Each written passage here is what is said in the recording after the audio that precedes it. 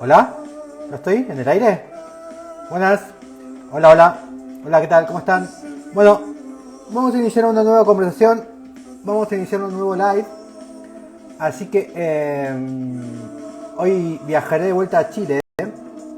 Estaré en Chile. Y el invitado de hoy es Humberto Bonomo. Así que ahora mismo lo voy a invitar a Humberto Bonomo. Así que un segundo, ahí le envío la invitación a Humberto.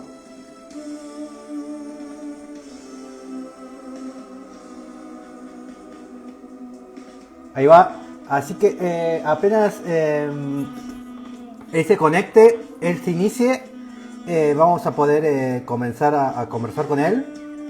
Vamos a ver qué preguntas va a elegir de las 100 preguntas. Ahí se conectó. Ahí mismo vamos a hablar con él. Segundo.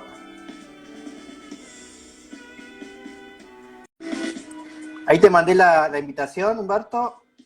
Así que apenas pongas OK, vas a aparecer abajo mío. Ahí estás. Hola. Hola, ¿qué tal? ¿Cómo está, Adrián? Muy bien, ¿vos? Bien, todo bien, gracias. ¿Sos de Chile? No, yo soy italiano.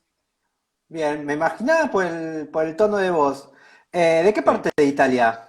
Soy del norte, de cerca de Verona. Bien, ¿qué ciudad? Un pueblito chico, se llama Legnago. Legnago está a 40 Leñago. kilómetros de Verona, entre Verona, Mantova, Padova, ahí, Bien, por ahí. muy linda zona. Muy linda zona, sí. Muy cerca de todo. El pueblito en sí mismo no hay mucho, pero ahí estamos. Así que, ¿ibas a tomar té el Palazzo de Té de Giulio Romano? También fui hace poco con un amigo de Mantova, sí. Fuimos hace poco. Te- Muy lindo. Porque se sigue tomando el té, ¿no? Ahí. Bueno, en realidad nos contó este amigo por qué se llamaba té. No era, específicamente no era el Palacio del Té, de donde se tomaba té. Sí, exacto. Pero era sí el Palacio de Recreación de los Gonzaga. Los duques de Mantova que iban a las afueras de la ciudad para poder ahí hacer fiestas y juegos, y era un lugar de entretención para la Claro, clase no era un acomodada. espacio no era un espacio de No, no, no, vivienda, ¿no? Era no. un No, espacio de festejo, por eso Giulio Romano sí, hizo lo que hizo, ¿no? En un punto también. exactamente. Hizo lo que hizo porque era lo que nos contaba este amigo arquitecto que vive en Mantova. Efectivamente, si Espacio. tú miras las cornisas, Ahí si miras está. las cornisas de algunos de los patios, ves cómo ahí se ve, ¿no? Esa cornisa que está media quebrada, que parece que unos pedazos caen, ¿no? Porque el Sí. canon renacentista de la época era preciso, y por lo tanto todas esas excepciones, todos esos errores, supuestamente errores en la construcción, eran un modo de entretención y de debate y de diálogo con las personas en estas celebraciones y fiestas que se realizaban en el palacio. Bien. Y bueno, Mantua, además, bueno, Mantua tiene el palazzo, ¿no? Está como un poco alejado. Todo esto Sí. lo sé por Google Maps, ¿no? No he ido a Mantua. ¿Qué tal es la ciudad, el casco histórico de Mantua? Porque siempre quise ir, siempre he estado como más al sur. Pero contanos algo de Mantua. Sí. Bueno, Mantova es una ciudad relativamente chica, es una Sí, ciudad es que muy chiquito. pertenece a Lombardía, Lombardía y Véneto están cerca. Está, de hecho, a 40 kilómetros de mi casa, Mantova. Y es una ciudad que está rodeada por unos lagos, Mm. i laghi di Mantova. Está el lago Maggiore, el lago del medio y el lago de abajo. Y por su aislamiento y por esta, digamos, estar rodeada de estos lagos, Mantova es una ciudad que nunca fue conquistada. Los Ah, Gonzaga, que fueron los digamos, dueños. los dueños de la ciudad, construyeron el castillo, el palazzo Ducale, los duques de Mantova, el palazzo Ducale, que es un castillo Hermoso. medieval, renacentista, hermoso, muy grande, lleno de... Ahí está Mantua, ¿no? sí, y a las afueras de esta ciudad, que es una ciudad medieval, después renacentista, está el Palazzo del Té. Y ese es, claro, ese es el Palazzo Ducale, exactamente. Y Acá, bueno, este muy es acá donde cerca, vivían ellos. es ahí donde vivían ellos. Y justamente cerca del Ahí Palazzo está. Ducale está la iglesia de Sant'Andrea, que Sí. como tú sabes, de Alberti, y también San Sebastiano, ahí. San Sebastiano está a la mitad de camino entre la Sant'Andrea, que está muy cerca del Palazzo Ducale, y Palazzo del Té, que está, como decíamos, a las afueras de la ciudad. No me acordaba, es verdad, está la de... Ahí está, ¿no? Ahí Sí. está la plaza, San Lorenzo. Y Piazza San Lorenzo, y esa es Sant'Andrea, la que está ahí, la que está como a esa Ahí. misma, Y esa San misma. Andrea es de Alberti, ¿no? Alberti, exactamente. Mirá, Que es qué... maravillosa Uy, qué porque lástima que está el camioncito ese ahí, está el ¿no? camión, Pero, claro. pero ahí está, ¿no? El vacío de Alberti, ¿no? Siempre tenía como esta sustracción de fachada Alberti, ¿no? Esta dimensión, claro, la dimensión monumental, ¿verdad? De estos accesos. Bueno, esta fachada que es como un gran arco de triunfo, ¿no? Ahí está. Exacto. Si tú miras la estructura puede ser, digamos, la de los arcos de triunfo Sí, romanos, ¿no? sí, el arco de Tito. Exactamente. Pero que sí era un carácter simbólico importante, digamos, con esta adentro, todo, bueno, todo el tema religioso, ¿verdad? Sí. Bien. Ahí tenemos. Y de Verona. Ah, claro, sos de los Y Verona, Capuletos. Verona, Romeo y Julieta, exactamente. Romeo y Julieta, del balcón. ¿Qué tal el Sí. balcón? ¿Cuántas veces pasabas por el balcón? Bueno, mira, tú sabes que efectivamente se dice que Shakespeare se inspiró en lo Montesco y los Capuletos, y en Verona hay una familia, y Capuletti, que vive, que tenía este palacio donde se dice que ahí vivía esta Julieta, ¿no? Sí, Eh, la historia es inventada, es romanzada, es como un invento, pero efectivamente había una familia que vive ahí y se dice que esta Julieta se enamoró de Montesquio, de los Montescos, que en el fondo Romeo, Montecchio, hay un pueblito cerca de Verona que es Montecchio Maggiore, Montecchio, que se dice de dónde venía este Romeo. Ah, Entonces, nada, es toda una historia. Lo bonito es que se mezcla la historia, el romance, también lugares de la ciudad, y uno puede volver a construir la historia, vincularse, como mucho pasa, ¿no? En los libros, vincular los romanzos y las historias con los lugares reales de la ciudad. Y bien. eso es como un gran patrimonio, ¿no? Del lugar. Cuando se habla ahora pues volvemos a lo tuyo, ¿no? Pero justo Sí, sí, no, dale, tranquilo. me Todo bien, divierte esto. todo bien. Siempre está esta cuestión de cuando uno piensa en el... Ay, se me fue, en el Renacimiento italiano, ¿no? Bueno, Ujú. en el Renacimiento, últimamente uno ¿qué piensa? Florencia, Firenze, ¿no? Sí. Pero en realidad también está el Renacimiento de Palladio, ¿no? Está Vicenza, Sí, eh, Vicenza, Venezia, Verona propiamente. Verona, sí, Michele San Micheli, o sea, claro, sí. Hay una diferencia entre ese renacimiento de Firenze y el renacimiento de Lombardía? ¿Hay algo que los puede distinguir? Sí, mira, también le podríamos agregar Bramante, Milán, Roma. Mira, yo creo que nunca me he hecho esa pregunta si existe, y tampoco yo me considero un experto en arquitectura renacentista como para poder responder de manera precisa a la pregunta. Pero yo te diría, o sea, puedo responder con certeza lo siguiente, que como sucede hoy, también en ese momento, las ideas circulaban de manera relativamente rápida y las personas se movían mucho. ¿En Bramante, por serio? ejemplo, sí, Bramante, por ejemplo, trabaja mucho en Milán, pero también después en Roma hace el Montón, Tempetto claro. di Montorio, digamos. Lo mismo Jacopo Sansovino, que era de Roma, después el que trabaja para transformar la Piazza San Marco en Venecia, Palladio, que trabaja en Venecia, Redentore, San Giorgio Maggiore, En, en Vicenza, en Vicenza, etcétera. Por lo tanto, las ideas y las personas se movían en ese momento. Lo que pasa, bueno, y Alberti está en Verona y en Florencia, por en supuesto, Firenze. Alberti, sí, Alberti en Mantova, en Firenze.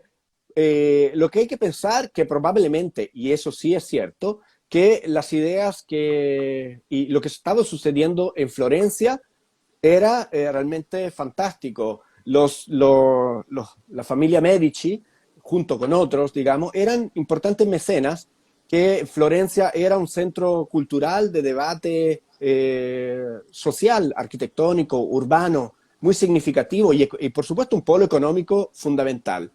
Y por lo tanto era un atractivo, es como decir, no sé, Holanda en los años 90 para la arquitectura, Sí, ¿verdad? Eh, y por lo tanto ahí sucedían cosas increíbles que quedaron plasmadas en esos monumentos, en esas iglesias, palacios y edificios, obras de arte, esculturas, pinturas, etcétera, bien. etcétera. L'Ultima Cena, por ejemplo, L'Ultima Cena de Leonardo da Vinci está en Milán De y Milano. no está en Florencia. La Capilla Sixtina de Miguel Ángel, Está en Roma. fiorentino, está en Roma. Por lo tanto, eso es lo que sucede en esos años, ¿no? Bien. En esta parte de Italia. Bien, y después como italiano, porque acabas de decir Holanda en los 90, ¿no? Podemos decir Holanda en los 90 o podemos decir España en los 2000, España Inglaterra los en dos los, mil, Inglaterra en los exacto. 80, ¿no? Berlín en los Chile en esta 70, década. claro, sí. ¿Y Sí. por qué Italia? ¿Por qué pasó en Italia en el siglo XX? ¿No? Porque Italia siempre en el siglo XVII fue Italia, Italia, Ujú. XVI, XV Italia. ¿Y en el XX qué pasó con Italia? Bueno, lo que pasa en el 20 en Italia, yo creo que hay varios momentos, ¿no? Pasan muchas cosas, pero podríamos decir que después de la Italia, antes de la Segunda Guerra Mundial, era un país muy pobre, eh, con, es- con bajísimos niveles de desarrollo, aparte de la infraestructura vinculada a la red del tren, que en Italia es muy extensa, con muchas estaciones y muchos kilómetros de tren, digamos, de infraestructura ferroviaria. En cuanto a la arquitectura y al desarrollo urbano, en las primeras décadas del siglo XX fue bastante bajo, digamos. Lo que sí Por sucede después, por una cuestión política y más allá del fascismo, todo esto. política, económica, también porque Italia nunca tuvo muchas materias primas. Piensa Alemania lo que hace con el carbón en la zona de la Ruhr. En Italia nosotros no teníamos muchas materias primas. El turismo en Eh, esa época no era un tema. Hoy día no existía. Hoy día Italia vive mucho del turismo, ¿no?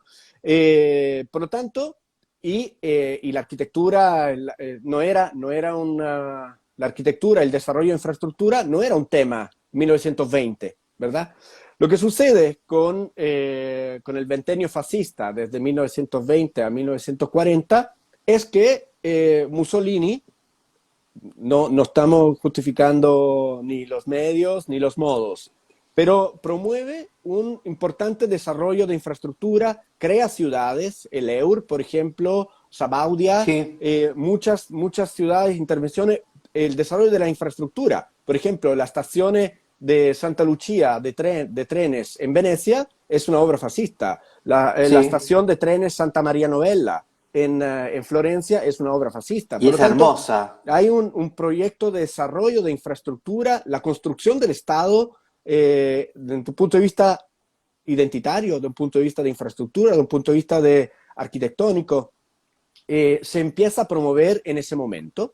Por Ok. supuesto que la Segunda Guerra Mundial es un freno a todo eso, y después con el plan Marshall y la recuperación y la reconstrucción de Italia después de la Segunda Guerra Mundial, hay que pensar que mucha parte del territorio nacional fueron enteramente destruidas. Mi pueblo, de hecho, de donde vengo yo, habían obras renacentistas maravillosas y el pueblo fue completamente arrasado porque el pueblo está dividido por un río, que es el río Adige, eh, y, es, y ese río cruza Cómo se Italia, llama? Así lo busco. Legnago, Legnago, A ver, ¿sí? Leg con L-E, Leg. Acá está, acá está. Legnago. Verona. Sí, entonces había un río, digamos, o sea, este río Adige que cruza la ciudad, Este. exacto. Tenía un puente y el puente y cruzar este río era un paso obligado para la fuerza nazi que estaban en el territorio italiano después de 1943, cuando Italia se da la vuelta a la chaqueta, ¿no? Antes Mussolini era aliado de Hitler y por lo tanto había una Exacto. alianza. Exacto. Entonces, después de 1943, Italia pasa a formar parte de, ahí, exacto, ahí como el centro de la ciudad.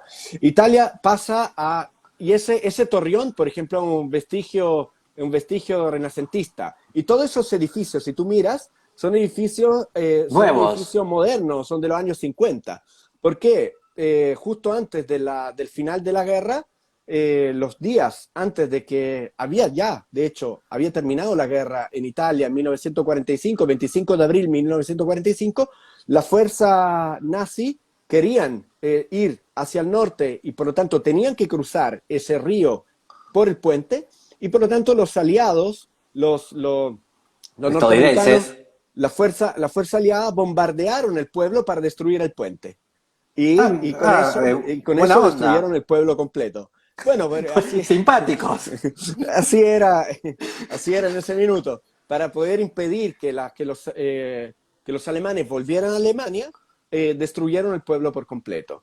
Y es un pueblo que se ha reconstruido después de la Segunda Guerra Mundial casi enteramente, como Bien. ha sucedido con muchas otras ciudades. Por lo tanto, lo que vemos en Urbino, lo que hace Giancarlo De Carlo, la periferia de Milán, muchos centros históricos reconstruidos, pero también periferias, se reconstruyeron completamente con arquitectura moderna de los años 50, 60, de muy buena calidad constructiva y estética, ¿no? Un Bien. poco en la línea de lo que había hecho Terragni en 1930 con Novo Comum u otras obras del periodo. Y en tu presente o en tu adolescencia, ¿no? El tema de la guerra con tus abuelos Uh -huh. principalmente, ¿verdad? Que fue, ¿no? Sí, sí. Era un tema que se podía conversar, porque toda mi familia también es italiana y en la casa de mi abuelo no se podía hablar de la guerra. Pero en Mm. tu caso, ¿se podía hablar de la guerra o no se hablaba de la guerra? Sí, mira, yo hablé mucho con mi abuelo, yo era muy cercano a él, hablamos O tus mucho. padres también, Sí, capaz que sí, eran sí. chicos.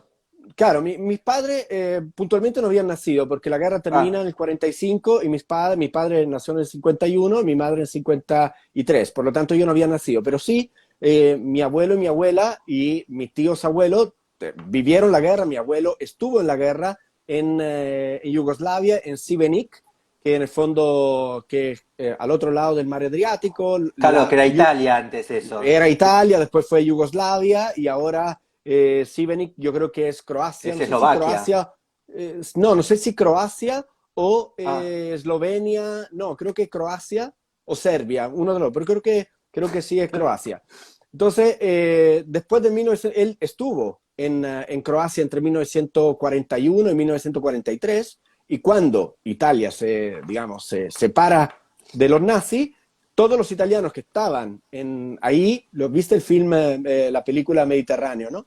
Pasa lo mismo, ¿no? Que hay una delegación italiana perdida en esta película, perdida en el Mediterráneo, en una isla griega, que no saben de lo que pasa allá perdido. Bueno, esos italianos que no estaban en la isla volvieron. Y mi abuelo me contó que él estuvo escondido en los campos escondido por 2 años, porque esas wow. personas, los italianos hombres que volvieron al territorio italiano, si eran pillados por los alemanes, eran deportados en los campos de concentración. O los Por lo tanto mataban, no a saber. exacto, tenían que esconderse porque eran enemigos.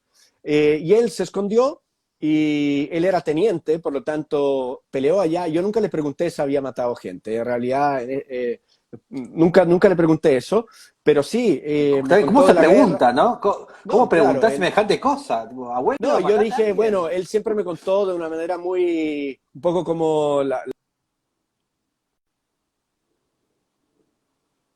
inocente, que cuando le tocaba ellos se escondían con su patrulla, no sé, como que nunca me contó de conflictos o cosas dramáticas. Quizás Claro, era su manera de de pasar la exorcizar, guerra. exacto, exorcizar lo que vimos también es que mi tío abuelo, el hermano de mi abuela, que todavía vive, él fue parte de la campaña de Rusia.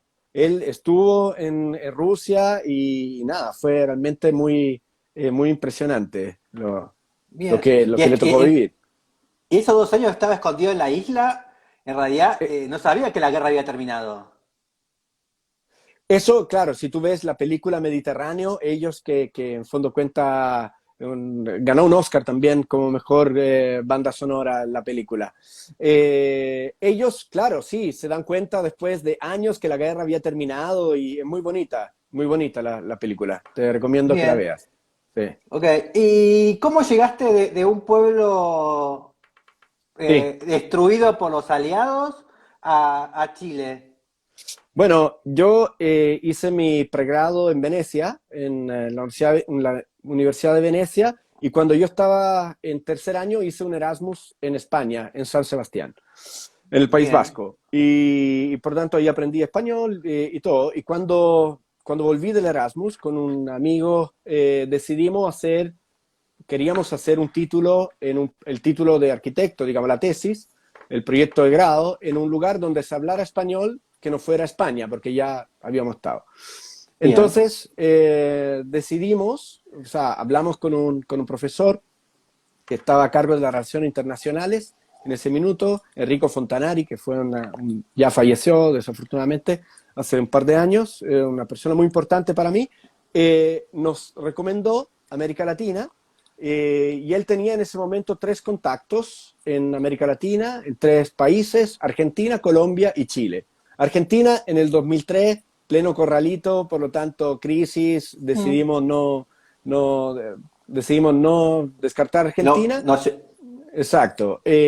Colombia era narcotráfico todavía, bastante inseguro, y por lo tanto llegamos a Chile hace ya casi 19 años, en realidad. Digo siempre 17, pero en realidad son 19.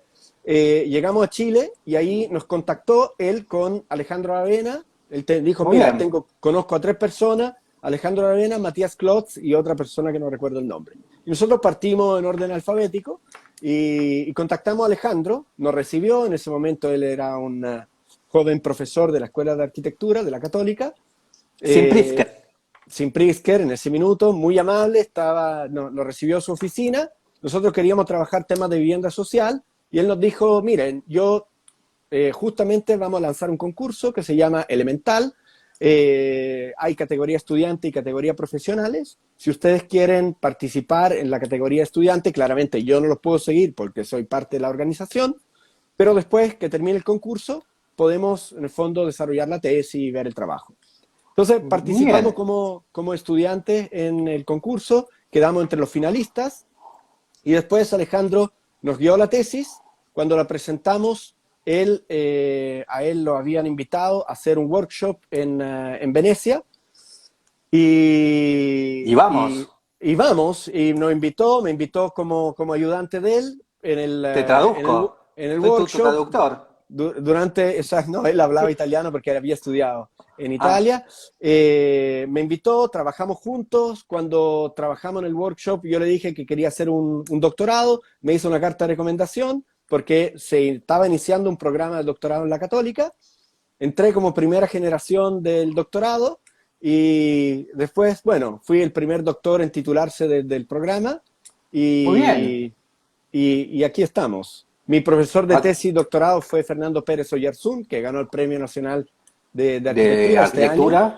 Sí, este año en Bien. Chile. Y aquí estamos. Y aquí Bien. estamos, así como Y ahora con 20 Felipe años en un Alarcón. minuto. Sí. Sí, y con Felipe Alarcón hicieron esto.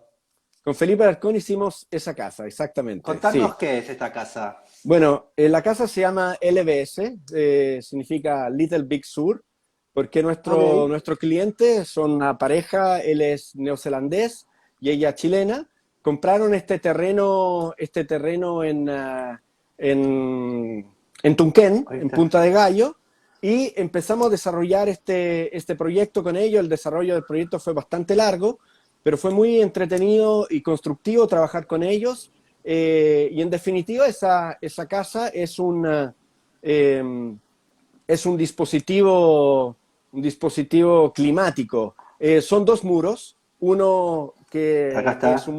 ese es un muro doblado que apunta hacia el sur, que son los vientos dominantes. Hay viento constantemente en esa zona. El viento sur es un viento más frío, continuo, no tan fuerte.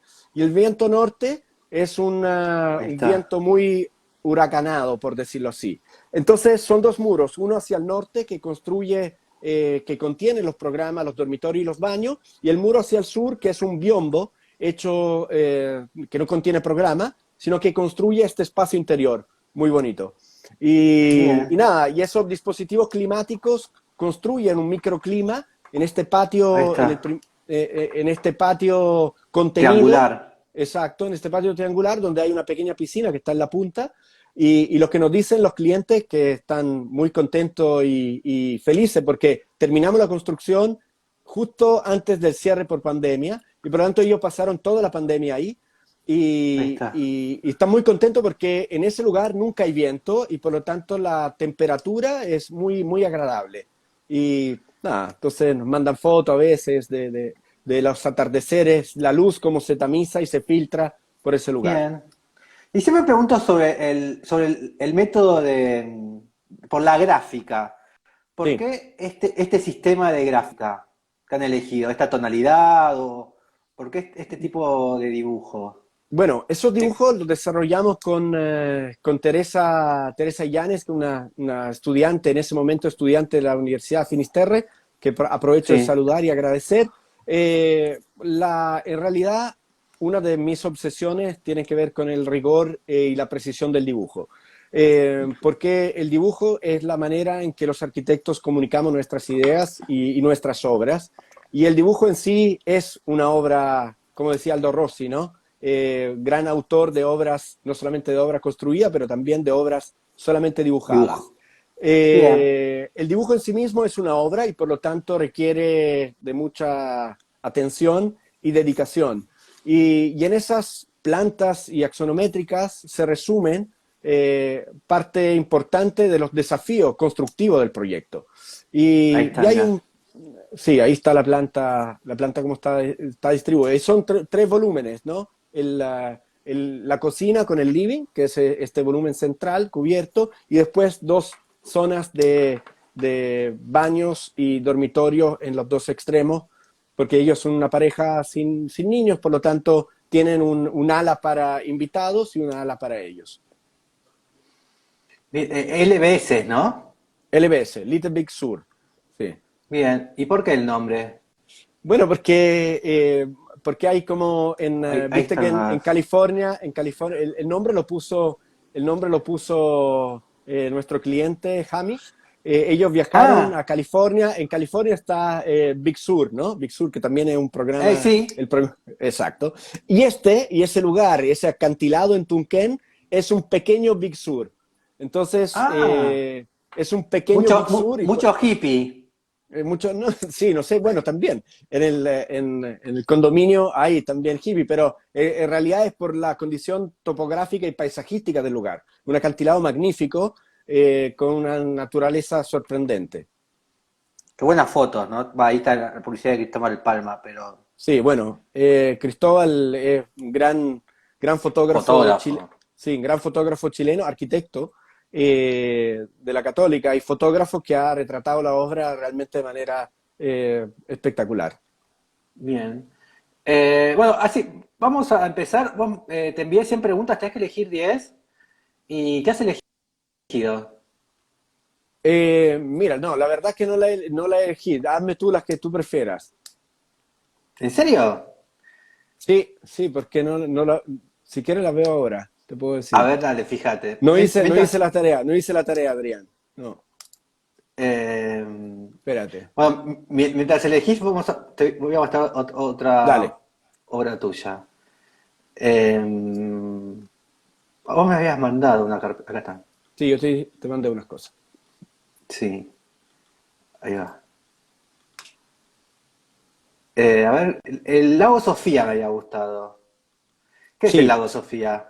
esa obra la desarrollamos esa obra la desarrollamos junto con Alberto Moleto, Ah, ¿en serio? que es, sí, con el cual Qué bueno.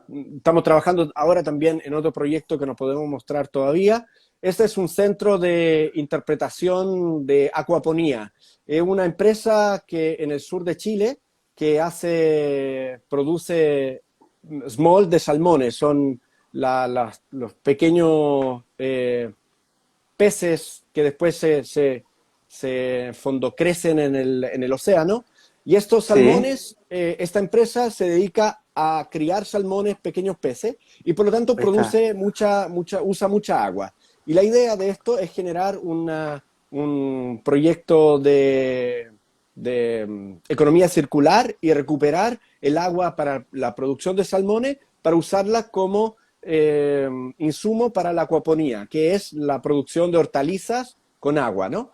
Bien, Y este, por lo tanto, es un proyecto, una infraestructura que educa en el tema de la ecología, hace educación ecológica y también producción con aporte de las comunidades que viven en el sector. Es un gran invernadero, digamos, con un poco más de estándar que un invernadero, que incluye programas comunitarios, un auditorio, un centro de eventos, de venta también de productos y que de activa el salmón. lugar donde está.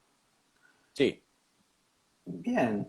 ¿Sabes por qué no tengo Eh, las 100 preguntas? Porque aquí ahora están. yo te hago un par de preguntas desde Aquí ahí. están. Y después tenés el refugio de Maitén también. Sí. El refugio en Maitén lo estamos desarrollando con Diego Baloyán, otro amigo arquitecto, Ahí está. y es una obra, sí, Es un pabellón. es un pequeño pabellón, en realidad nuestra cliente, que aprovecho de saludar, Cecilia, ella quería hacer una casa, pero con los recursos que tenía a disposición para el desarrollo de la casa, entendimos de entrada que no tenía, en el fondo, no existía la prerrogativa para desarrollar una casa. Entonces dijimos, bueno, pero esto en vez que una casa tiene que ser una carpa sólida. Y desde ahí partimos a desarrollar el proyecto como una carpa y por lo tanto un refugio con la mínima cantidad de infraestructura, de instalaciones, para hacer Bien. que la totalidad de los recursos se invirtieran en desarrollar metros cuadrados y metros cúbicos, digamos, cubierto, y no tanto lujo en términos de instalaciones y de equipamiento. Ah, bien. Hay una pregunta de un arquitecto italiano, así que ya que estás, si no lo conoces, me decís, no lo conozco. Así que podemos pensar por esa, que es por Alberto Olivera. Alberto Rivera, sí. Decime una obra de él que te guste. Eh, de Adalberto Libera me gusta mucho el edificio que tiene en Eur, no recuerdo el nombre, que es un centro, es Ahora un, lo buscamos. sí, búscalo porque no recuerdo el nombre, pero ahí tiene es una obra magnífica que construye parte del corazón cívico del Eur y que tiene una bóveda de cemento Ah, muy, sí. muy bonita, una presencia monumental realmente importante, con una plaza al frente que le da una dimensión cívica. Un poco lo que sucede aquí, exactamente, Muy exacto. interesantes. Muy interesante, como te digo, la relación, fíjate en esa fotografía de la izquierda, la relación que existe entre la plaza, este elemento constructivo y la bóveda de cemento. Una Sí, es solución, como que la bóveda se puede bajar ahí, ¿no? exacto, una relación urbana muy bonita, muy pocas operaciones, muy pocos elementos que construyen estos espacios de los cuales después todos los postmodernos son deudores, ¿no? Ahí en esa foto está la reminiscencia al Galaratese de Aldo Rossi y otras obras. Pero creo que de verdad los elementos con los cuales se construye esta obra son muy pocos y el impacto espacial y constructivo es realmente fantástico. Bueno, es un pabellón, ¿no? Un pabellón moderno, Sí, con este elemento superior, ¿no? Y por eso, exacto. por eso has hablado de posmoderno, ¿no? es un edificio más postmoderno. Bueno, que los italianos, es como que la Son modernidad italiana famosos. existe. Es como que la Sí. modernidad italiana duró 5 años y el posmodernismo empezó antes, ¿no? En Italia. Sí, exactamente. O sea, el postmodernismo, bueno, ahí entre algunas de las preguntas, obra argentina, ¿no? Aquí está la Sí, pregunta 71. Podemos vincularla con esto, que es la biblioteca de Clorindo Testa ahí en Buenos Aires. La, bien, que es un punto de transición, diríamos, entre la modernidad y la posmodernidad. sí, Eh, claro, yo creo que la posmodernidad, y para algunos, por ejemplo, Aldo Rossi es considerado un arquitecto posmoderno, para mí la mayor parte de sus obras son totalmente modernas, digamos, el cementerio San Cataldo y otros, realmente obras absolutamente modernas por el rigor, por la precisión y todo eso. Pero yo te diría, en relación a la obra argentina, la biblioteca de Clorindo Testa es muy interesante la relación que tiene con el paisaje y la manera en que el volumen y el peso se suspende sobre el vacío. Creo mm, que de todos los aspectos y los elementos que pueda tener y las aristas temáticas y culturales, la energía que se transmite en la suspensión del peso sobre el peso de este volumen, sobre el vacío, sobre esa plaza, las dimensiones que tiene eso, la altura, es realmente impresionante, ¿no? Es como, eh, nada, está. es realmente fantástico en términos constructivos, en términos también programáticos, ¿no? Sí, Bien. ¿Has estado? ¿Has estado acá sí, sí, abajo? sí, sí he estado, ¿Y sí he estado. qué has sentido?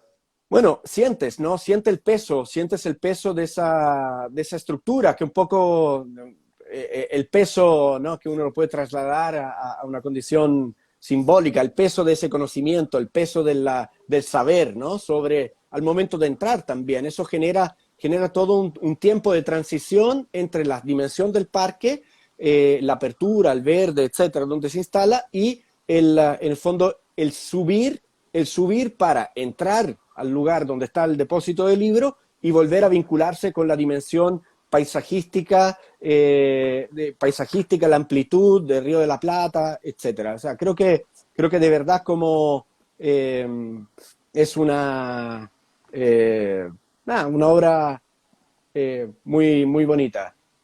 Bien. Sí. Después tengo una fábrica italiana.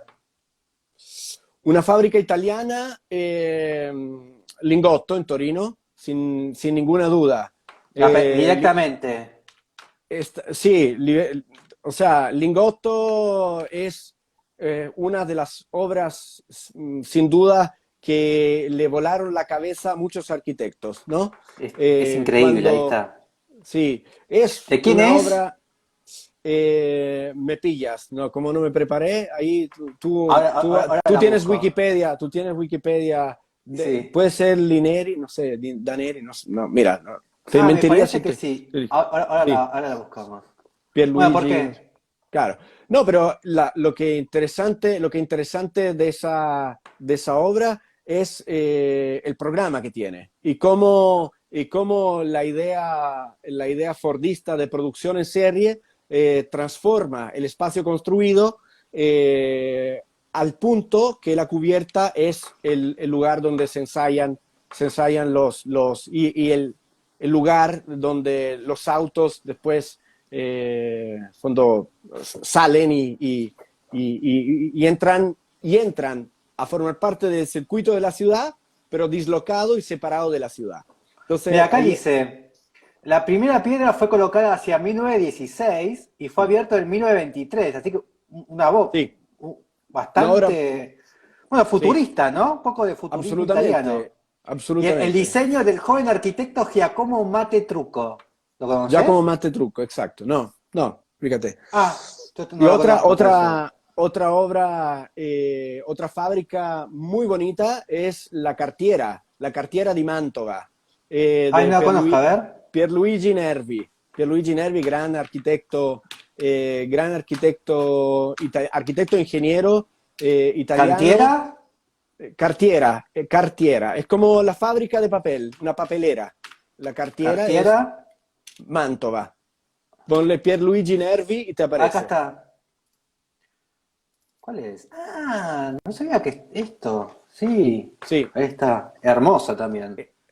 es hermosa porque, de nuevo, la relación entre el programa, la forma y el sistema constructivo es una simbiosis magnífica.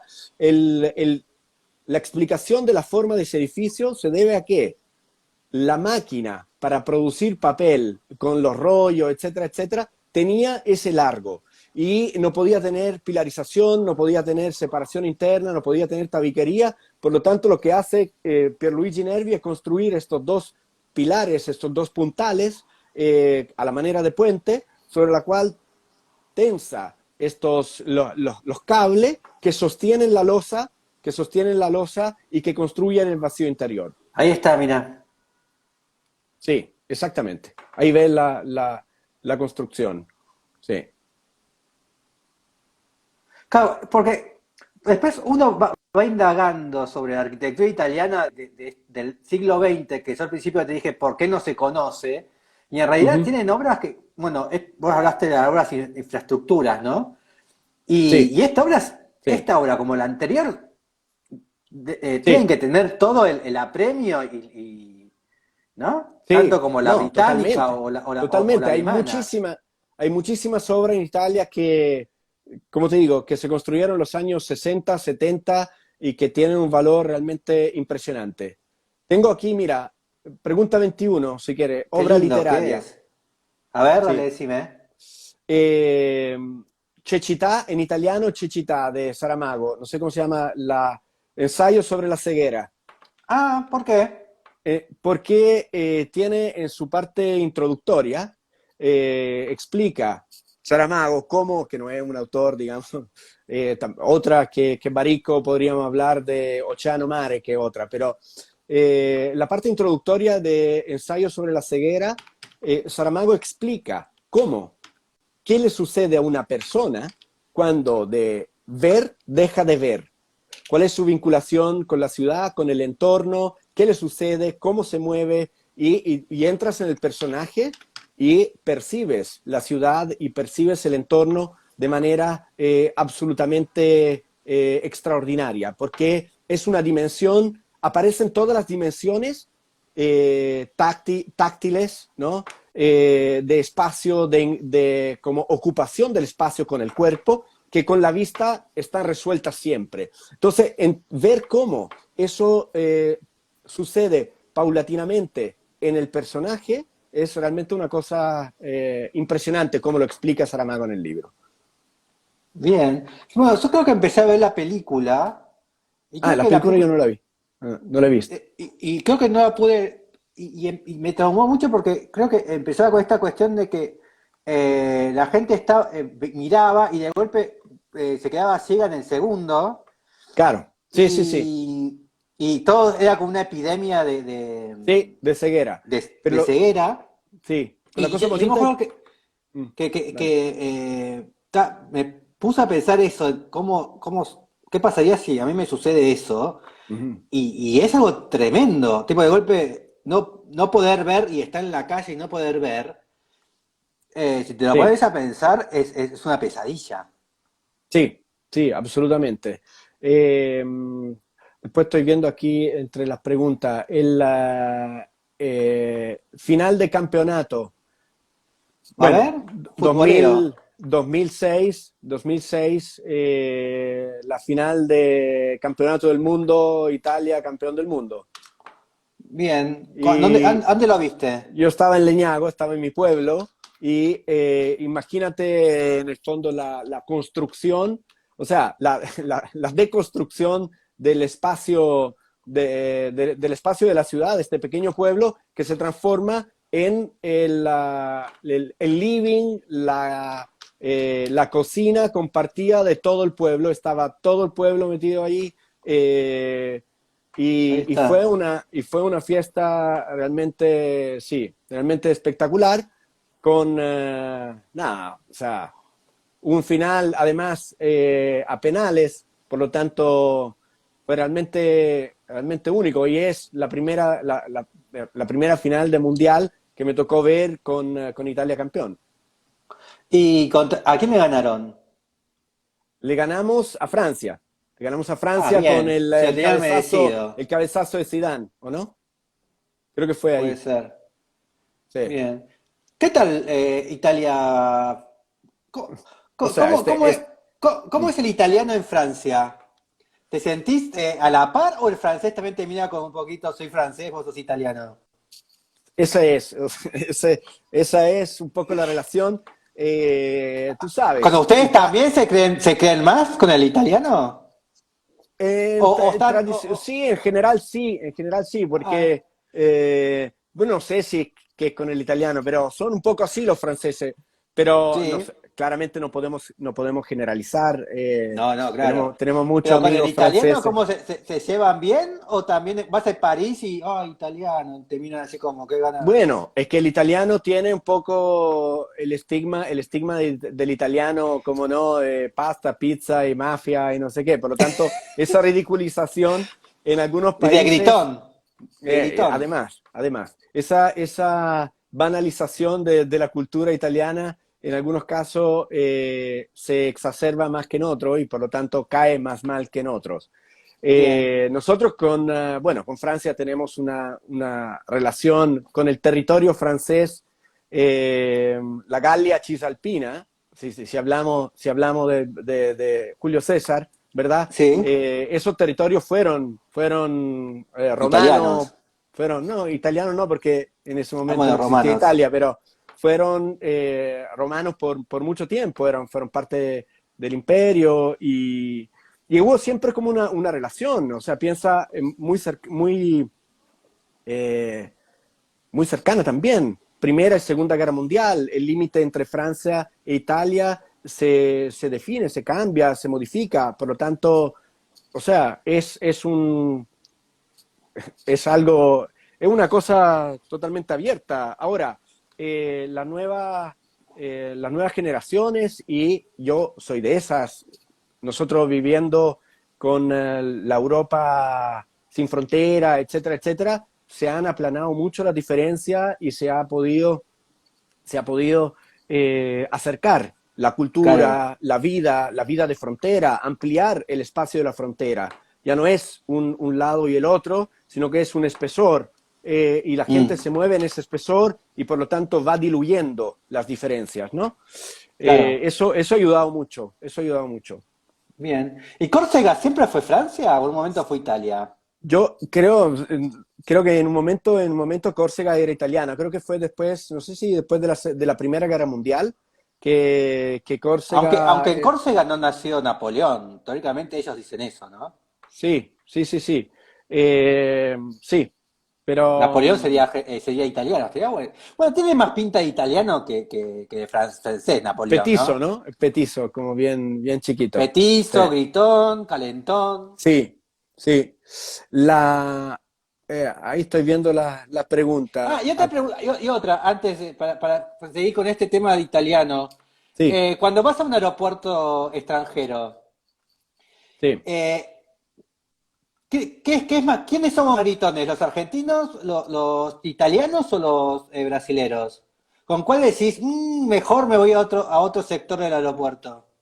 No, yo creo que los italianos son muy gritones y yo soy uno de esos, además que soy medio sordo, pero los italianos son muy gritones en una conversación familiar, hablan todos uno sobre otro, las películas, ¿no? Sí, sí, sí, Pero, sí. Fellini. pero en el espacio público, en los trenes, en los autos, en los aeropuertos, hay un gran sentido cívico. Por Ok. ejemplo, en un tren, tú no puedes hablar fuerte por teléfono. O No, es sea, la verdad eso. gente, la gente del vagón, del tren donde estás, te mira feo, digamos. Hay un sentido cívico bastante importante y una educación de chiquitito, ¿no? De no hablar fuerte, de no gritar, de no molestar al otro. Por lo tanto, te diría que eso en Italia no se da mucho. Eh, Entonces ganamos nosotros, los argentinos. Claro, o sea, yo creo que son más gritones los argentinos en ese caso, pero sí, Bien. Que te pero das en en fin, cualquier hace aeropuerto del tiempo que mundo no. te das cuenta, ¿no? Sí, te das cuenta. Cuál es el vuelo que va a Buenos Aires? ¿Cuál es?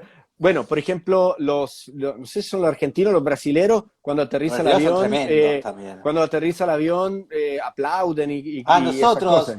Y los nosotros argentinos también, aplaudimos. claro. Sí, Sí. sí. Somos los únicos, ¿no? Sí, bueno, se usaba aplaudir, pero hoy día se usa menos, hay como, se ha Pero normalizado el tema igual en el aeropuerto de Bari no sucede lo que acabas de decir. de aplaudir, No, de los de gritar. gritos en Bari, Bueno, en Sicilia, ahí no sucede. sí, tú La cuestión sabes, cívica ahí no existe. hay otra manera, o sea, Italia también, Italia es un territorio muy, muy grande, muy largo, y que ha sido, por su historia y por su devenir, un pueblo, un territorio habitado por muchos pueblos y muchas Mm, gentes. sí, Hay sí. que pensar que hasta el siglo XIX, o sea, hasta el sur de Italia era Reino Borbón, eran españoles, hay mucha, Nápoles era Ah, español, ¿en era serio? No parte, sabía eso. por supuesto. Y hay muchas palabras del dialecto napoletano que son palabras españolas y entonces, bueno, está en la cuna del Mediterráneo, fue siempre un lugar de mucho encuentro, Ruidoso. sí, de mucha cultura, de mucha mezcla, ¿no? Y entonces son muchos en nosotros, por ejemplo, antes de, antes de la unificación de Italia, que ocurre en 1861, imagínate, 50 años después que Chile independiente, 1810, Chile, Italia, 1861, hasta antes de la unificación italiana, el norte de Italia era imperio austrohúngaro, por lo tanto, Exactamente. o sea, éramos más Austrohúngaros austrohúngaro, austríaco, en verdad, que, que que españoles, ¿no? romano. Que romano o españoles, como digo, ahí estaba, Italia estaba dividida. Bien. Sí, Pasemos a la siguiente pregunta, a ver. ¿Qué has sí, elegido? sí, una casa de playa, Bien. Punta Ballena, bueno, que podemos resolver también con esa, podemos usarlo, no, usémoslo como casa uruguaya.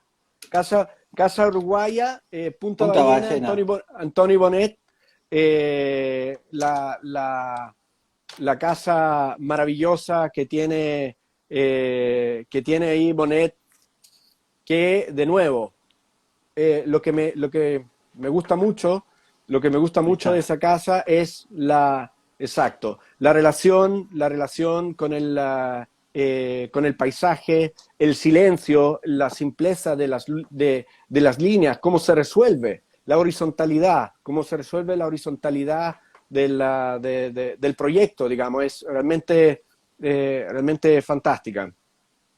Sí. Bien. Bueno, esta es Y otra, ¿no? Pero la que esa vos decís otra. es Sí, esta la que decís. sí, sí, Porque hay dos en exacto. Punta Ballena. Sí, hay dos, exacto.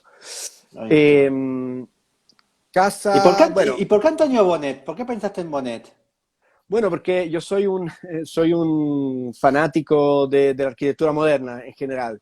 Bien. Mi referencia y mis intereses radican mucho en la arquitectura y el urbanismo moderno. Soy parte también de Docomomo y creo que en un momento cuando hablamos de modernidad en este sentido, hablamos de la transformación social, económica, constructiva, la revolución que vivieron esos arquitectos con nuevos materiales, con nuevas formas de vivir, nuevas formas de estar juntos. Y creo que el salto que hubo entre 1910, 1890, o podríamos decir también después de la peste española, Sí. después de la peste española, 1918, 1920, a 1940, 1950, ha sido realmente impresionante. Y eso ha transformado buena parte de las ciudades y del mundo, ¿no? Ahí está. Sobre todo en distribución, ¿no? Sobre- Este, sobre todo en Sí, planta. Creo que la mayor revolución de la arquitectura moderna está en esto, ¿no? En planta, sí, ¿no? sí, no, y el uso de los materiales, o sea, porque la revolución en planta, el hacer desaparecer el muro, el desplazar un pilar desde adentro hacia afuera, por ejemplo, te lo permiten materiales, los materiales, Sí, el hormigón armado, etcétera. O sea, que aparecieron el fierro, el vidrio, ¿no? Fueron el uso, digamos así, como radical de la obra permitió esta gran revolución y por supuesto que eso se traduce en la disposición de las plantas, en la disposición del programa al interior de la vivienda y la vinculación entre interior y exterior. En este caso, en la casa que veíamos antes, la vinculación interior y exterior de Bonet en esa línea, ¿verdad? Completamente de vidrio, completamente despejada, no hay separación entre interior y exterior. Y un poco no. que algo que busco también en mis obras, siempre tratar de diluir la relación entre interior y exterior cuando el clima lo permite, por supuesto, porque eso amplía las posibilidades de uso, amplía las posibilidades de vida que tiene esa comunidad, sea una familia, una persona o lo que sea. Ahí lo tenemos, mira, Ahí está, ahí a los está. señores. Sí. Pasemos a la siguiente, a ver. Una casa argentina, Amancio Bien, Williams, la casa del arroyo, bien. un clásico, otro Por clásico. esto también, por lo que acabas de decir, de la Sí, modernidad. pero ahí es por el ímpetu, ahí es por el ímpetu constructivo y de dominio para nada silencioso que el arquitecto tiene sobre el territorio, sobre el accidente. Es el peor lugar o podríamos decir el lugar más complejo donde construir una casa, ¿verdad? Bueno, Hoy pero día se la buscó también, ¿no? Porque no, en no, no, realidad, por supuesto, te digo, o sea, ¿por qué? Porque era una oportunidad para construir un ejemplo, para establecer exactamente. un canon para la posibilidad, para el desafío técnico, para el desafío constructivo. Y eso me parece que es absolutamente notable. Muy en la línea de la fábrica que vimos antes de Pierluigi Nervi, ¿no? Sí, Como, te iba a preguntar eso justamente. ¿Qué diferencias o similitudes encontrás con esa resolución técnica, ¿no? Vos antes habías dicho, no, por la cuestión del papel, ¿no? sí, sí, sí, exacto. O Eh, sea, aquí el arquitecto propone, en el fondo, sostener la casa en este arco que se apoya en estas claro. pilas, ¿verdad? Muy masivas de peso. Y funciona totalmente a compresión. Esa estrategia le permite construir un espacio habitable totalmente vacío donde, de nuevo, el perímetro abierto le permite integrar el bosque. También otra cosa que sucede con esto, el levantar la casa sobre este arco, permite levantar el espacio habitable y habitado de la casa a la altura de las copas de los árboles. Algo que hoy día, bueno, si uno vive en un departamento, en un tercer o cuarto piso, es algo normal, pero si muestra No, cómo es posible vivir a la altura de las hojas y ver las bueno, hojas de cerca. hay una relación también, ¿no? Si uno ve este pequeño detalle de acá con la Biblioteca Nacional que acabamos de hablar antes también, ¿no?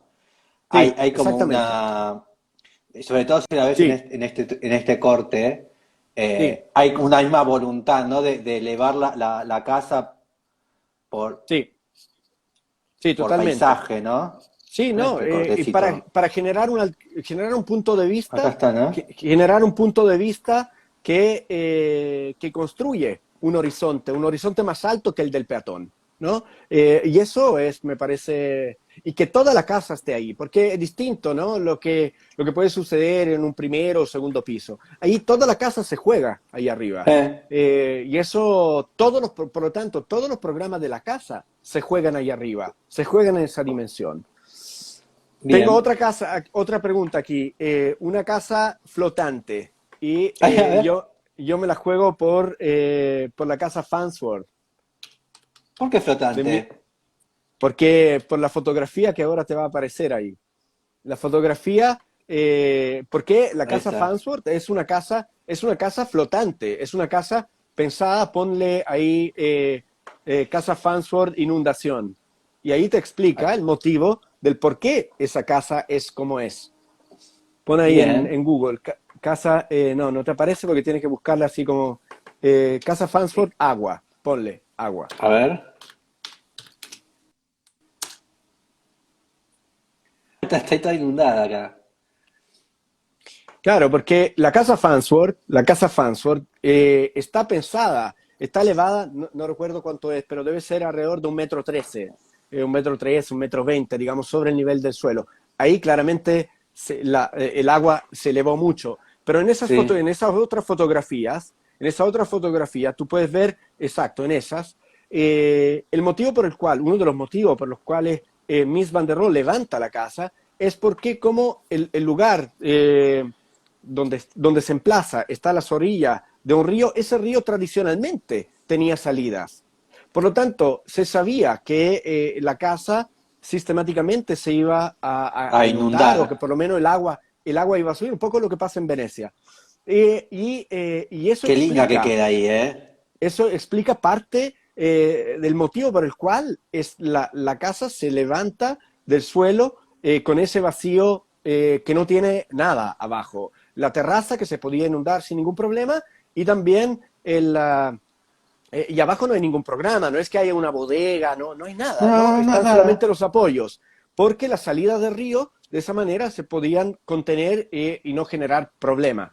Cambio climático, agua excesiva, bueno, eso se ha pasado y la casa se ha inundado de manera dramática más de una vez, ¿no? Bien. Pero yo me la jugaría por esa como casa flotante. Y después, yo siempre repregunto lo mismo, porque uno tenés acá el otoño, tenés el verano, tenés el invierno. ¿Con qué te quedás con la casa Farnsworth? ¿Cuál te parece o con el agua ahora? Que queda mejor? Me quedo con mira, deja esa fotografía que es importante. Me quedo con el verano por lo siguiente. En realidad puede ser con cualquiera, pero ¿por qué en verano? Porque la casa Farnsworth ha sido ubicada en ese lugar y tan cerca a ese árbol de ahí, que hoy día ya no existen. Si van a la casa Farnsworth, verán que ese árbol ha sido cortado. Ese árbol era un dispositivo climático para la casa, era un elemento fundamental para la casa, porque proyecta sombra sobre la casa, las hojas del árbol proyectan sombra sobre la casa y por lo tanto hacen que en verano no sea muy calurosa la casa. Hoy día si tú vas, hace mucho calor al interior de la casa porque ese árbol, que era muy grande al momento de la construcción, uno que estaba, hay que mirar la foto antigua, hay un árbol realmente muy, muy pegado a la casa, está en el otro lado. Creo que ese todavía es el árbol, no sé, la otra foto no lo veo, pero ese árbol de ahí, ese tronco, hoy día ese árbol no existe. Entonces ese árbol tenía una función fundamental para el clima de la casa. Claramente en invierno no se necesita la sombra, ahí está, en invierno no se necesita la sombra y por lo tanto no tiene por qué tener hoja, pero verla ahí está, ¿no? Ahí está el tronco, ¿ves? Verla en verano y poder gozar de la sombra que el árbol produce en la casa me hace inclinar por el verano, digamos. ¿Y has ido a la casa? Sí, estuve. ¿En qué época del año? Realmente, era primavera, por lo tanto era una estación intermedia.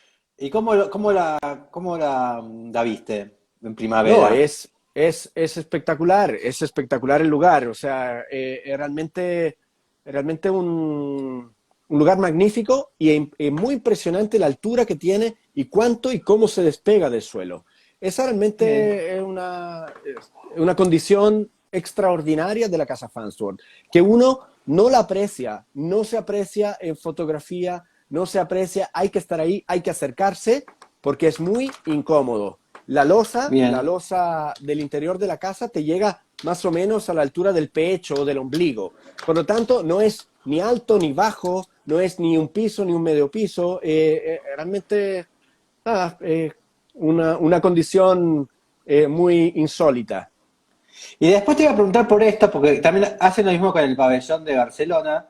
¿Qué sentís con las intervenciones? ¿Te causan gracia? ¿Te enojan? ¿Te divierten? ¿La No, ves yo creo como que es sí, un o buen sea, yo creo que experimento? no, yo creo que eh, esta casa dejó de ser una casa hace mucho tiempo, nunca fue una casa que acogió la vida de su clienta de manera satisfactoria. Por lo tanto, así como Mies la pensó y fue una obra en la cual él ensayó muchas soluciones constructivas, formales, espaciales y técnicas, me parece muy bien que hoy día la casa sea un lugar para la experimentación artística, para la experimentación Ah, esta no es la Fanworld, sí, es la no, otra. esta es la casa de vidrio de Philip Sí. Johnson, Bueno, pero te que quería tú preguntar sobre sabes que estas, es anterior. sí, estas intervenciones. Porque hay mucha gente que se enoja con estas intervenciones, ¿no? ¿Vos cómo las percibís? No, bueno, yo creo que tienen la función de provocar, tienen la función de generar una nueva manera de moverse al interior del espacio, de una nueva manera de percibirlo y también de desacralizarlo en cierto Bien, sentido. Creo que esa es la función del arte, ¿no? Desacralizar la obra, desacralizar el canon y con eso generar nuevas también relaciones, eh, sí, nuevas emociones también en las personas. pero no te molestan. No, no, no, creo que están para eso. Y de hecho creo que si molestan y han sido pensadas para molestar, me parece que es muy, muy bienvenido. Creo que la función del arte es la de sacarnos del área de confort, de generarnos un efecto interno, externo, estético, emocional, físico. Y en ese sentido creo que la bienvenidas sean. Sí, Eh, la casa de vidrio, la Glass House, la casa de vidrio de Johnson es antes, ¿no? Que sí, la es antes. Farnsworth. Sí. ¿Y crees que Philip Johnson tiene el reconocimiento debido? ¿Le falta más reconocimiento? O sea, yo creo que Philip Johnson, Mies lo opacó un poco. yo creo que a Philip Johnson le pasó El algo que, posmodernismo, que a no, Mies no le pasó. aparte de eso, quizá vivió demasiado y hizo demasiado. Pero Philip Johnson tiene un rol realmente muy importante en la promoción y la construcción de la idea o de las ideas de las arquitecturas modernas. Él fue un gran promotor y un gran Mm. generador cultural, fue un gran mecena en su momento. Sí, Claro, y era, fue otro Andy Warhol, ¿no? sí, exactamente, fue otro donde jugó para la arquitectura totalmente. El problema es Acá que está, mira. vivió en un momento en el cual, ahí Ahí está. está. El problema es que vivió en un De- momento en el cual habían muchísimos, muchísimos buenos arquitectos contemporáneos. Un poco ah, como lo que le pasó a los tenistas que no, entre que jugaban Nadal con Gaby y, Sabatini. o sea, claro, o sea, imagínate como la época, ¿cómo se llama el suizo este? Se me escapa el nombre ahora. Federer. Federer, ¿no? O sea, los tenistas, ¿cuántos tenistas número uno al mundo han pasado en la época de Federer? Sin Federer, ¿a qué Sí, habrían sido número uno, no? Eso es un poco lo que le pasó a Philip Johnson, creo yo. bien. Y sí, habrán sido súper amigos ellos dos, ¿no? Me imagino, Habrán sí, sido probablemente, me los probablemente. imagino best friend, ¿no? Ahí está. Sí, sí, sí. ¿Y de Andy Warhol? ¿Qué piensas de Andy Warhol? ¿Tenés alguna obra de Andy Warhol? ¿No te interesa Andy Warhol? ¿Te encanta? No, O sea, yo creo que a mí me interesa su figura. Bueno, está este documental ahora que está muy de moda, ¿no?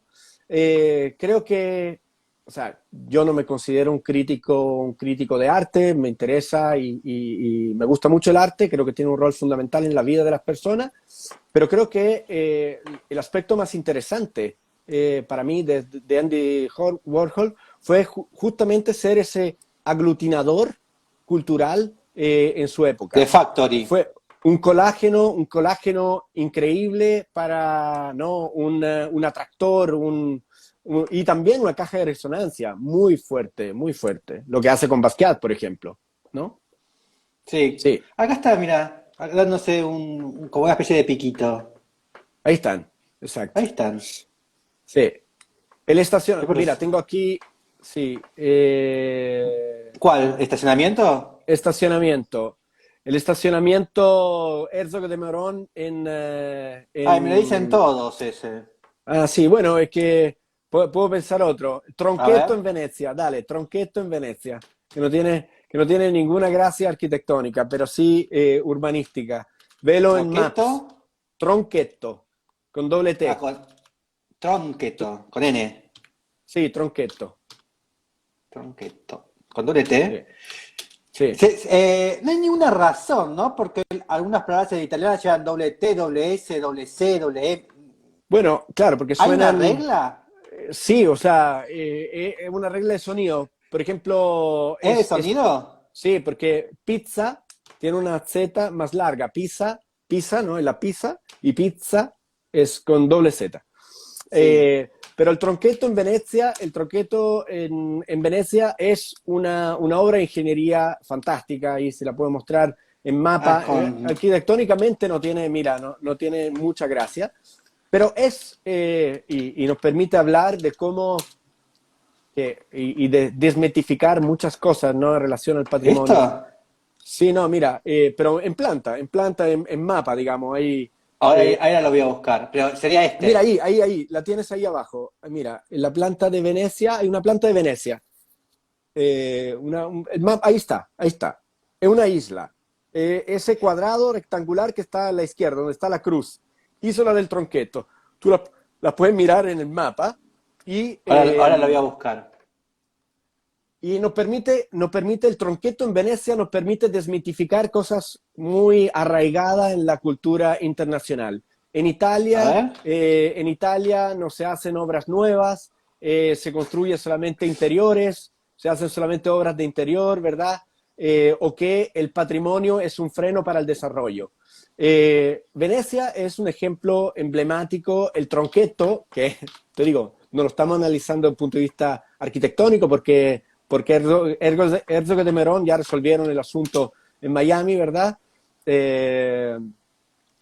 Aquí el Tronqueto es una nueva isla que se construye en una ciudad patrimonio mundial de la humanidad, de UNESCO. Es una nueva isla que se construye para almacenar autos. Entonces, me parece muy significativo y también el reflejo de la vida. Ahí En la estamos, vida. Venecia, ¿no? Ahí está Venecia, mira, acércate un poco. Ahí Si pongo te Tronqueto.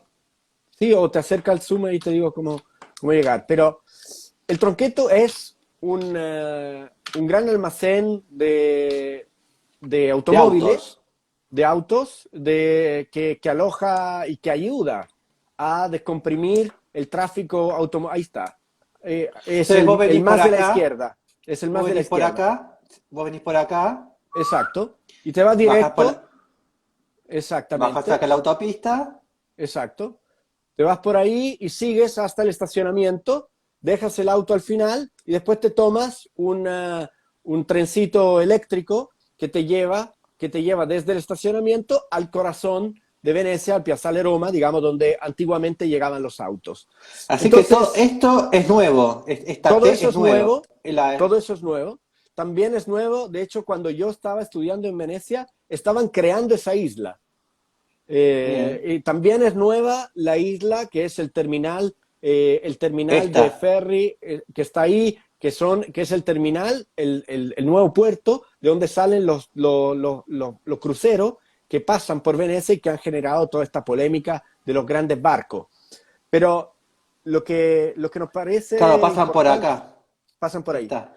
Lo que nos parece importante mencionar de Tronqueto es que las ciudades son dinámicas, son vivas, que el patrimonio no es un freno al desarrollo y a la transformación de la ciudad y que hay que tener los instrumentos y las herramientas para encauzar. Ese es el edificio, ¿no? Un galpón, es un cuadrado, el de la derecha, el del otro lado. Es un cuadrado que contiene autos y punto, ¿no? El que se veía, el que no tiene ningún valor arquitectónico, estético, ahí está metido debajo del puente. Es Ese se rarísimo ve ahí al dónde, fondo. dónde me metí. Te caíste arriba del Ahí barco. está. Es ese edificio ahí al fondo. Entonces, nada, no tiene ningún valor arquitectónico, pero sí, de un punto de vista de la infraestructura, nos lleva de nuevo a la arquitectura moderna, ¿no? A ese momento de transformación y desmitifica esa idea de que, ahí está, desmitifica esa idea de que en el fondo no es posible tener obra nueva en una ciudad patrimonial como Venecia, por ejemplo. ¿Y el puente este de quién es? ¿Es de alguien o es XX? Sí, XX. No sabría quién lo hizo, no sabría Ahí decirte. está. ¿Y esto Pero qué no tiene. sería? Y El aparato. esa es la estación peatonal, digamos, de este trencito que te lleva, que cuesta 1,5 euros, que te lleva desde ahí hasta Piazzale Roma, donde la cual tú después caminas y entras a la ciudad. Ahí Ah, acá está, ese es el edificio. Es el vos edificio dejás al el auto fondo. acá Exacto, y vas caminando hasta acá. exacto. Caminas y de ahí te vas para el otro lado. Sí. Y todo esto es nuevo. ¿Y esto qué es también? Es todo auto, todo No, eso estacionamiento de ese es auto. el edificio. Este edificio de estacionamiento podría ser un estacionamiento de IKEA, digamos, así. No tiene ninguna No, gracia. no. Pero tiene la fuerza, ¿no? La fuerza de estar donde está, en el corazón de Venecia, a 5 minutos de un nuevo tren que se incrusta en una ciudad patrimonial. Bien. Claro, Sí. y después, y esta sería la estación Santa Lucía, ¿no? Ahí Claro, está, tiene ahí esa es Santa Lucía, la estación que decíamos antes. ahí Sí. está. Y el tren te deja acá también. El El tren tren, de Tronqueto. exactamente, el tren te deja ahí. Y tú sabes una curiosidad sobre el tren y ese puente, ¿no? El puente que Ahí conecta está. Venecia con el resto con Mestre. Ese puente se llama Puente de la Libertad y ha sido construido e inaugurado, de hecho, es una de las obras fascistas de 1933. Se inaugura en 1933. Hasta 1933, a Venecia se llegaba solamente en barco. Qué lindo. 1933. La identidad veneciana es tan particular y tan isleña que mira ese edificio de estacionamiento, por ejemplo. Es un edificio de estacionamiento moderno. Este es Es de muy los lindo. años 40 es un edificio increíble. Ahí metido en estacionamiento en el corazón de Venecia. Eh, y estacionar aquí, por ejemplo, cuesta 20 euros al día, aproximadamente, que no es, ¡Wow! no es tanto si lo piensas. Wow, para En, nosotros son cuatro sueldos de docente, más o menos. Claro. Pero sí, si lo comparamos con un estacionamiento que aquí en Santiago de Chile, por ejemplo, más o menos, estamos hablando de eso. Eh, Wow. cuando Acá el construyeron, euro está como 350 pesos, más o menos. claro, Y, imagínate, sí, y un boleto de colectivo vale 30 pesos. imagínate, no, sí, sí, claro, es un valor importante. Para nosotros Eh, sí. Cuando construyen el Puente de la Libertad, Adrián, los ¿Sí? venecianos, hay un dicho, ¿no? Ellos dicen que desde que construyeron el Puente de la Libertad, Europa dejó de ser una isla, ¿no? Mirá vos. Porque ven el mundo invertido, ¿no? Es como, ¿por qué? Porque la identidad y el orgullo del veneciano, de ser veneciano, Este es el puente de la libertad. es el Puente de la Libertad. Y es un puente que conecta un puente de tren y de auto y hoy día ciclovía también, que conecta la isla o el archipiélago de islas, porque es un archipiélago, con Mestre, que es en el fondo Italia, el continente. Bien. Y de todas las islas, de Venecia, ¿con cuál te quedarías? A mí me gusta mucho el Lido, que es esa que está ahí, es una isla larga, esa misma. Era Isla de la Eh, Fiesta. es la isla de la fiesta que tiene autos, que tiene autobuses, Ya te voy conociendo de a poco. que tiene playa, que tiene, y que al final, que tiene ciclovía, que tiene un paisaje maravilloso, que tiene mar y que tiene Hablaste de laguna. Excelsior, ¿no? Exacto, Ahí hay exactamente, que ahí pasar está la la fiesta, noche. festival de cine, exactamente. Pero al final del Lido hay una playa que se llama Alberoni, que es una playa, Sí, que es una playa ahí está. salvaje, en la cual hay fiestas, se come y es muy salvaje y uno se puede mover en bicicleta, es muy bonito, es como estar en Venecia, pero con la comunidad de una ciudad normal. Qué lindo que es el Excelsior. Sí, es muy bonito. Sí, Bueno, yo sí. siempre cuento lo mismo porque me acuerdo que lo leí y quedé fascinado con Morte de Venecia. No sé si leíste Morte de Venecia de Thomas Mann. No leí el libro. Bueno, y bueno, entonces justamente el personaje de Thomas Mann llega a Venecia y hay una pandemia, entonces no le quieren decir a los huéspedes del Excelsior que hay una pandemia para que no se pongan histéricos y se Mm, vayan. Y bueno, entonces Thomas viene desde Alemania y viene desde Croacia, no viene con el barco. ujú. Y bueno, y vos justamente acabas de decir lo del barco, que decía del barco, y Tomás dice, bueno, si uno quiere entrar por la puerta grande a Venecia, se entra en barco, ¿no? Si quieres llegar Claro. desde el Sí, sí, sí, continente, entras por la puerta de atrás, ¿no? exactamente. Es como entrar por la puerta de servicio a Venecia. ¿Has Totalmente. entrado por la puerta grande? ¿Has entrado por barco a Venecia? Sí, entré por ¿Y hay, barco está esa diferencia? ¿Se nota esa totalmente, diferencia? totalmente. Mira, una cosa que yo recomiendo, el que pueda, el que tenga la posibilidad, Hay que ir a es, Pula. hay que, bueno, también, pero en Venecia, conseguir con algún amigo, con alguna persona, que les dé una vuelta en barco por los canales de Venecia. Uno puede también tomar una góndola, lo que pasa es que la góndola está totalmente hoy día Es para Naomi Campbell. desfigurada, claro, desfigurada como ícono del turismo excesivo, etcétera, etcétera. Pero lo bonito de andar en barco por los canales de Venecia es que ves las fachadas de los edificios, las puertas principales dan al agua.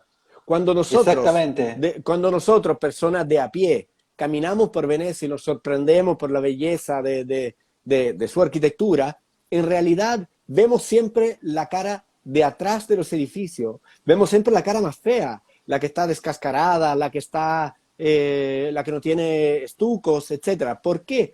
Porque las fachadas principales, con la entrada principal y con la porta d'acqua, que es la puerta del agua, están en los canales. Y normalmente esas fachadas son fachadas que están revestidas en piedra, por lo tanto que están muy bien mantenidas, bueno, y por lo tanto la apreciación que se tiene de la ciudad andando por el agua es completamente distinta que la que uno tiene al caminar.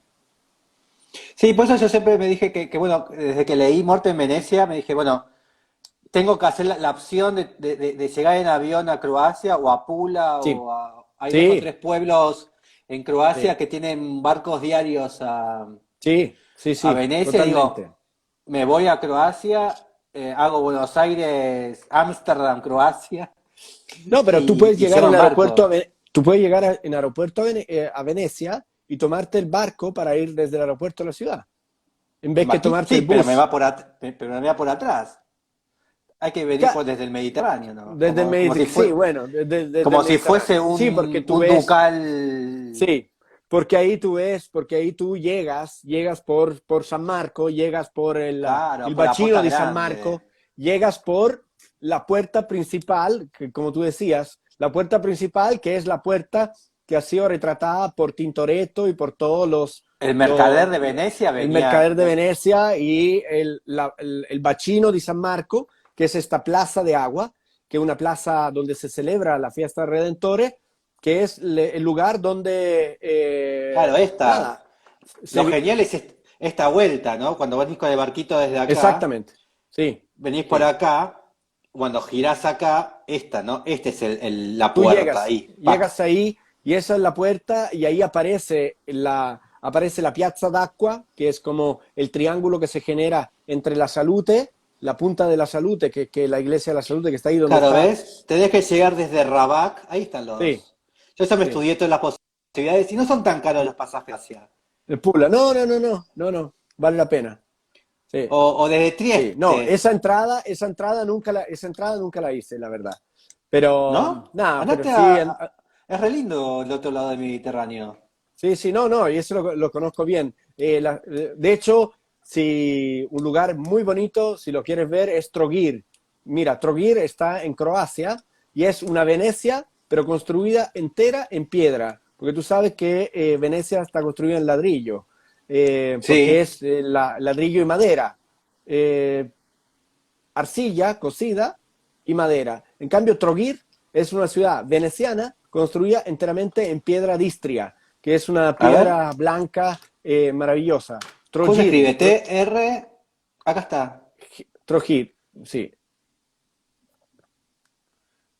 Ahí estamos. Ah, sí. está cerca de Split. Está cerca de Split, en la puerta de Split, para entrar a la bahía. Y es un lugar maravilloso. Caminas por las calles y es una Venecia con las dimensiones, con el tamaño de la ciudad, pero construida enteramente en piedra, en piedra blanca. Por lo tanto, es realmente fantástico. Sí, Bueno, yo tengo un entrevistador que vive en Croacia, así que ya le dije que el día que me vaya para allá, que me hospede en su sí. casa. Tienes que ir. Bueno, ahí estás en las afueras. Hay que meterse adentro. Parece que estás como en la periferia. Sin la Trogir. parte fea. Sí, ahí está, mira, esa Eh, parte de la isla, ahí, ¿dónde está? Esa esto, parte más, eso, ahí, ahí, ahí. Métete ahí dentro, la esa cate- placita que está ahí, la placita. Es un lugar que tienen que conocer, la verdad, es maravilloso. ahí Sí. estamos. Y todo esto eran asentamientos venecianos, ¡Wow! eran Digo, todos ¿qué es asentamientos. eso?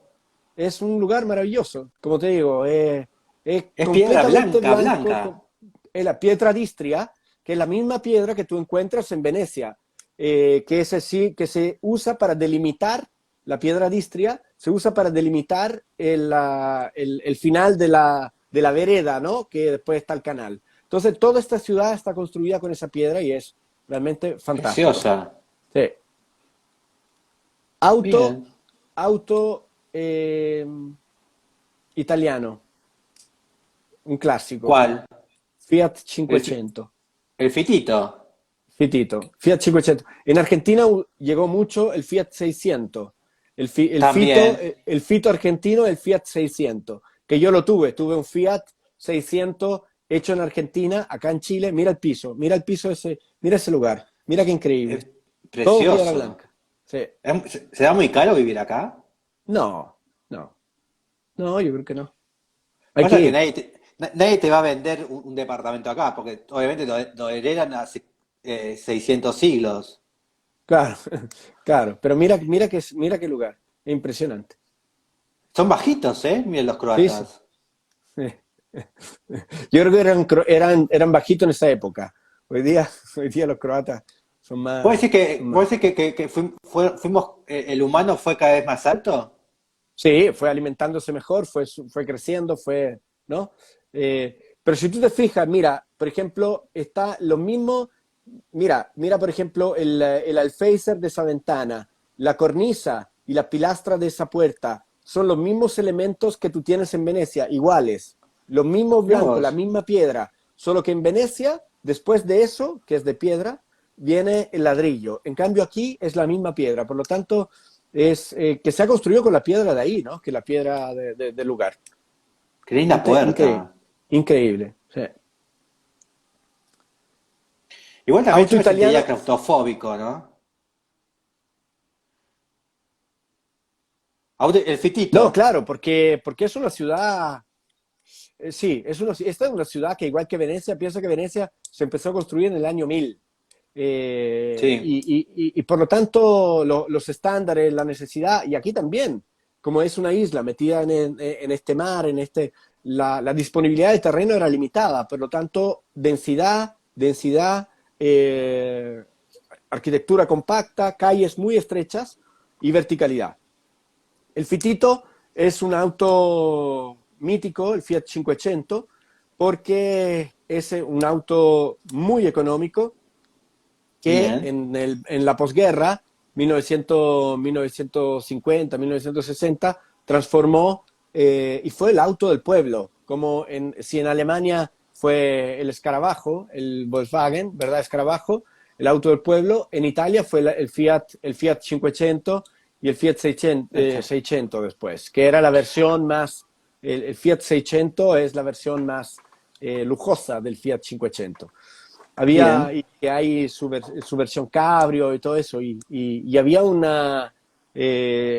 la televisión se hizo una apuesta, ¿cuántas personas podían caber adentro de un Fiat 500? No recuerdo si fueron 10, hasta 10 personas, imagínate metido en un Fitito. En un Fitito, que a pesar de ser tan chico, a pesar de ser tan compacto, es espacioso, porque las dimensiones las dimensiones de la estructura, el techo, el vidrio, es todo ergonómicamente perfecto, preciso, y la transparencia y la amplitud que se tiene al estar adentro de un Fiat 500 es fantástica. Y además, por el tamaño y la cantidad de caballos que tiene el Fiat 500, para cambiar de primera a segunda, tú tienes que hacer la doppietta, que es como darle con el acelerador al embrague y acelerador para mantener el motor en régimen, ¿no? Claro. Y pasar de primera a segunda. Bueno, y después se hizo esta nueva versión que se está produciendo todavía, que ha sido, piensa esto, el Fiat 500, en las dos versiones, fue el milagro de Fiat. Este fue un auto que permitió el auge de Fiat como la fábrica italiana Automobili Torino. Y este es el 600.